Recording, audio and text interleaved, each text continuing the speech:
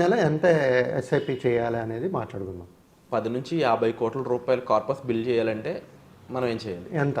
ఎంత ఎస్ఐపి కట్టుకోవాలి, ఇన్ని ఇయర్స్, 35 ఇయర్స్ తీసుకుందాం, 12% రిటర్న్స్ తీసుకుందాం, మాట్లాడుకుందాం. దాని గురించి అంటే ఎంతమంది అయితే చేయగలుస్తారో ఇంత సిప్ కట్టుకుంటే ఇంత కార్పస్ అనేది క్రియేట్ చేసుకోవచ్చు.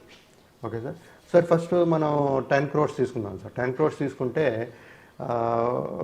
15,400 ఓకే పర్ మంత్ సిప్ అనేది స్టార్ట్ చేసుకోవాలి 35 ఇయర్స్కి. అట్ 12% జనరల్గా తీసుకునే రిటర్న్సే తీసుకుందాం మనం.